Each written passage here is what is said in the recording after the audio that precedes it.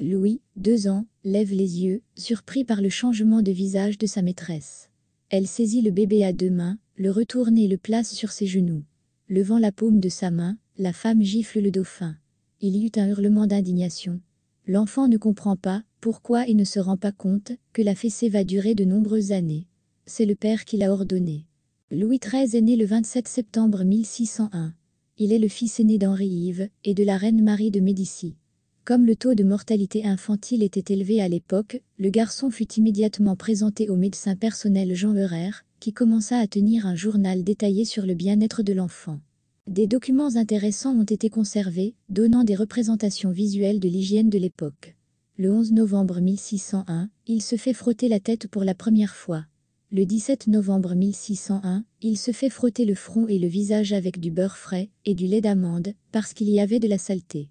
Le 4 juillet 1602, il est peigné pour la première fois, ce qui lui plaît, et tourne la tête à l'endroit où il se gratte. Le 3 octobre 1606, ses pieds sont lavés à l'eau chaude pour la première fois. Le 2 août 1608, il est baigné pour la première fois. Le dauphin se voit trouver une nourrice. Le choix final se porte sur Antoinette Joron, épouse du secrétaire royal Jean Boquet. Le petit garçon ne grandit pas avec ses parents. Il est transféré de Fontainebleau au château de Saint-Germain-en-Laye, et c'est là que le roi et la reine rendent visite à leur fils. Lorsque Louis avait 2 ans, son père ordonna que son fils soit fouetté, expliquant avec cette logique étonnante: « J'ai été fouetté depuis que je suis petit, et cela m'a fait du bien. J'ai été fouetté depuis que je suis tout petit, et ça m'a fait du bien. J'ordonne que, dès que le garçon fait quelque chose de mal, devient grincheux ou têtu, il faut le fouetter. » Mais malgré sa sévérité, Louis adorait son père joyeux. On pouvait faire des bêtises avec lui, monter sur son dos, et se sentir aimé. Ce n'était pas le cas de sa mère. Lorsque son père a été tué, Louis avait 9 ans. Il a été choqué, a sangloté et a dit: « Pourquoi n'étais-je pas là? Pourquoi n'étais-je pas là avec une épée? J'aurais tué le méchant. » Le 17 octobre 1610, le couronnement a lieu. Louis XIII, âgé de 9 ans, monte sur le trône, mais il reste en fait un enfant et l'État commence à régner sur Marie de Médicis. La reine-mère ne pensait même pas qu'elle pourrait désormais traiter son fils avec plus de respect et d'honneur. Pour elle, il restait un enfant capricieux qu'il fallait distraire par des jeux et, en cas de caprice, faire battre. Louis est désagréablement surpris de constater que sa mère ne veut pas tenir compte du fait qu'il est roi et qu'elle ne s'intéresse pas à son avis sur les questions importantes.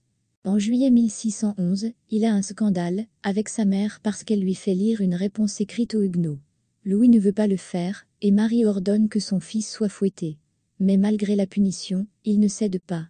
L'esprit de contradiction a déjà commencé à grandir en lui, et le fouet ne fait que renforcer le roi dans l'idée qu'il est impossible d'obéir. Il n'est plus le serviteur de ses parents. Il est le roi.